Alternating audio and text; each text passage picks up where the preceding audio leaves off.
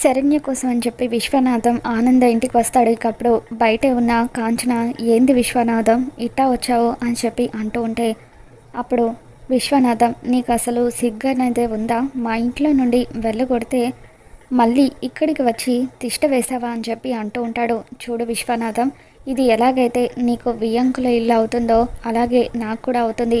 నా కూతురు అనన్య ఈ ఇంటికి కోడలు కాబట్టి నాకు కూడా ఇక్కడ ఉండే హక్కు ఉంది అని చెప్పి కాంచన అంటూ ఉంటుంది. ఇద్దరూ కలిసి మళ్ళీ నా కూతురు మీద కుట్ర చేసి దాని జీవితాన్ని నాశనం చేద్దాం అనుకుంటున్నారా? ఇప్పుడే మీ నిజ స్వరూపం గురించి ఆనంద భైరవి గారికి చెప్పేస్తాను అని చెప్పి విశ్వనాథం ఇంట్లోకి వస్తూ ఉంటాడు. ఇదిగో విశ్వనాథం ఆగు, దయచేసి నా కూతురు గురించి నా గురించి ఏ నిజం కూడా బయట పెట్టకు అని చెప్పి కాంచన అంటూ ఉంటే, ఇప్పటి వరకు మిమ్మల్ని ఎన్నోసార్లు క్షమించాను, మీకు ఎన్నో అవకాశాలు ఇచ్చాను, కానీ అనన్య ఇన్ని సంవత్సరాలు కన్న తండ్రిలాగా నేను పెంచినా కూడా ఎటువంటి అభిమానం చూపించకపోగా ఇప్పుడు నీ కూతురని నిజం తెలుసుకున్న తర్వాత కక్షగట్టి నా కూతురు జీవితాన్ని నాశనం చేయడానికి సిద్ధపడింది. ఇన్ని సంవత్సరాలు మేము పాముకి పాలు పోసి పెంచామని అర్థమైంది. అందుకే విషం గక్కిన ఆ అనన్యను ఎట్టి పరిస్థితుల్లోనూ వదిలిపెట్టను. ఈరోజే తన నిజ స్వరూపాన్ని ఇంట్లో అందరికీ చెబుతాను అంటూ విశ్వనాథం కాంచన ఎంత ఆపినా వినకుండా ఇంట్లోకి వస్తూ ఉంటాడు. ఇక అలా విశ్వనాథం రాగానే రండన్నయ్య గారు అని చెప్పి లీలావతి ఎలా ఉన్నారని చెప్పి పలకరిస్తూ ఉంటుంది. మీ అమ్మాయి శరణ్యని చూసిపోవడానికి వచ్చారా అని చెప్పి అంటూ ఉంటే, అవునమ్మా, శరణ్యని చూడడం కోసం మాత్రమే కాదు, దాని జీవితం నాశనం అవ్వడానికి కారణమైన వాళ్లకు బుద్ధి చెప్పడానికి కూడా వచ్చాను అని చెప్పి ఆయన అంటూ ఉంటారు. ఏంటన్నయ్య గారు మీరు అనేది? శరణ్య జీవితం నాశనం అవ్వడానికి కారణం ఎవరు? అదంతా శరణ్య తెలుసో తెలియకో చేసిన తప్పుల వల్ల కదా జరిగిపోయింది. మరి ఇప్పుడు మళ్ళీ ఎందుకు మీరు ఆ విషయం గురించి మాట్లాడుతున్నారు అని చెప్పి లీలావతి అంటూ ఉంటే, లేదమ్మా, నా కూతురు శరణ్య ఎటువంటి తప్పు చేయలేదు. దర్శన్ బాబు విషయంలో ఆ విధంగా లెటర్ రాసింది కూడా నా కూతురు కాదు. ఈ అనన్య లెటర్ రాసి కావాలని దర్శన్ బాబు మనసులో శరణ్య గురించి విషయాన్ని నింపింది.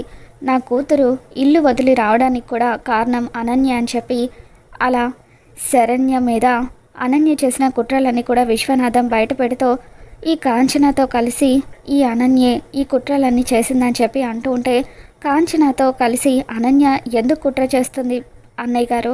వాళ్ళిద్దరూ సొంత అక్క చెల్లెలే కదా, చెల్లెలు కాపురం నాశనం అవ్వాలని అనన్య ఎందుకు కోరుకుంటుందని చెప్పి లీలావతి అంటూ ఉంటుంది. దాంతో విశ్వనాథం ఎందుకు కోరుకుంటుందంటే, ఈ అనన్య కాంచన కూతురు కాబట్టి, శరణ్య తనకి సొంత చెల్లెలు కాదు, అందుకే శరణ్య మీద పగబట్టి మా కుటుంబం మీద శరణ్య కాపురం మీద మనసు నిండా విషాన్ని నింపుకుంది. ఎలాగైనా సరే శరణ్యను బాధ పెట్టాలన్న ఉద్దేశంతో రోహిత్ బాబుని మాయ చేసి ఆయనతో తాళి కట్టించుకొని ఈ ఇంటి పెద్ద కోడలుగా అడుగుపెట్టింది. ఏ రోజైతే ఈ కుటుంబంలో అడుగుపెట్టిందో ఆ రోజు నుండి కూడా నా కూతుర్ని కష్టాల పాలు చేసింది.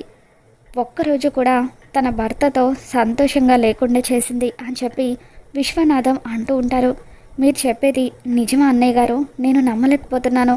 ఇన్ని రోజులు వీళ్ళిద్దరూ రక్తం పంచుకొని పుట్టిన అక్క చెల్లెలేమో అనుకున్నాను అని చెప్పి లీలావతి అంటూ ఉంటుంది. ఇక దాంతో అనన్య ఏం మాట్లాడాలో అర్థం కాక, నాన్న ఏంటి నాన్న నువ్వు? శరణ్య జీవితాన్ని నాశనం చేయాలని నేనెందుకు అనుకుంటాను నాన్న?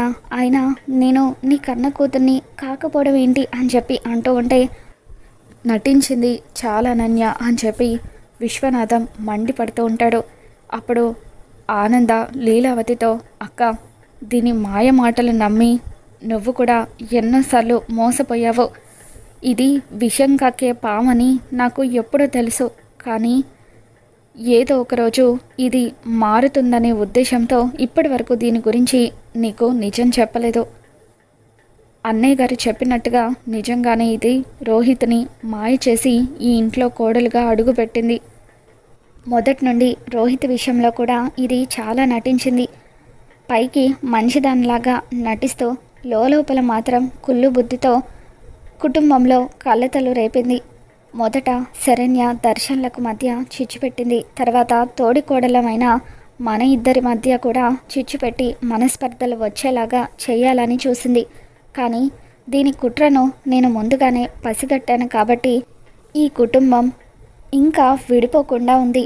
ఒకవేళ మనమే కనుక దీని మాయ మాటల్లో పడుంటే ఖచ్చితంగా ఎప్పుడో ఈ కుటుంబాన్ని విడదీసి సర్వనాశనం చేసుండేది. అన్నయ్య గారు చెప్పిన దాంట్లో అక్షరం కూడా అబద్ధం లేదని నాకు తెలుసు. మర్యాదగా నీ నోటితో నువ్వే నిజం చెప్పు అంటూ ఆనంద భైరవి కన్నెర చేస్తూ ఉంటుంది.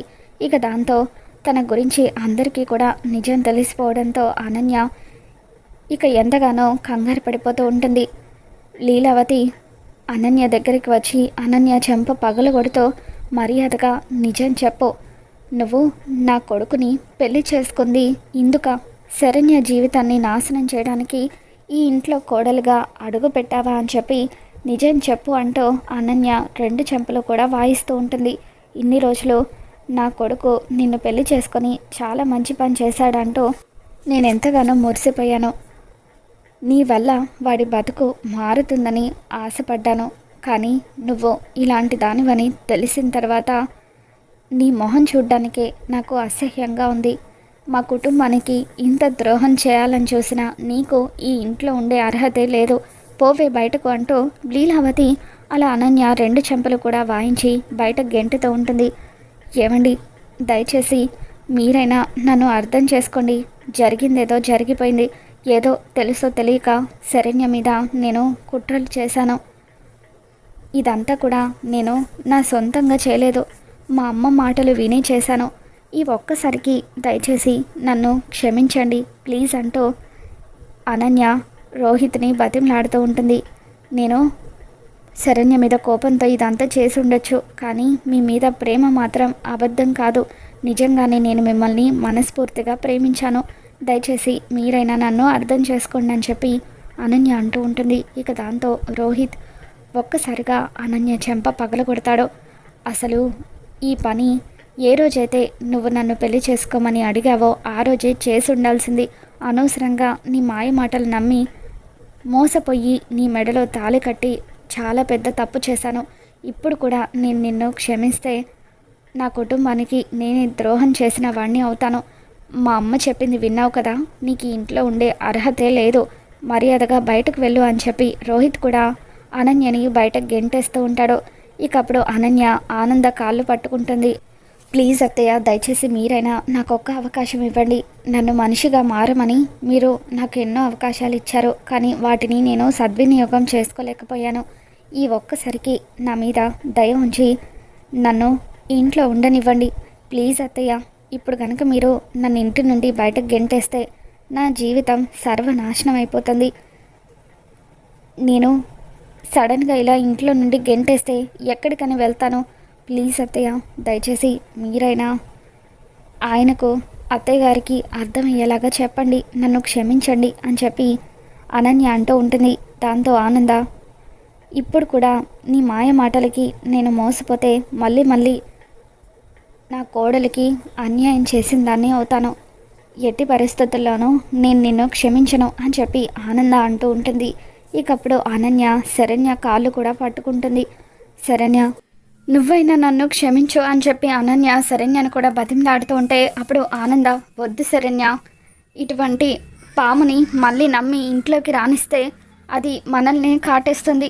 నువ్వు తనని క్షమించొద్దు, తన మాయ మాటలకి మోసపోవద్దు అని చెప్పి అలా అనన్య జుట్టు పట్టుకొని ఈడ్చుకొస్తూ ఇంట్లో నుండి బయటకు గెంటేస్తూ ఉంటుంది. ఇక ఆ విధంగా కాంచన అనన్య ఇద్దరు కూడా ఇల్లు వదిలి వెళ్ళిపోతూ ఉంటారు.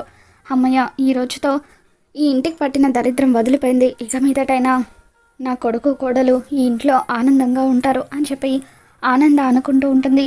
మరి రాబోతున్న ఎపిసోడ్లో ఏం జరగబోతుందో మళ్ళీ మన ఛానల్లో తెలుసుకుందాం. ఈ వీడియో మీకు నచ్చినట్లయితే లైక్ చేయండి.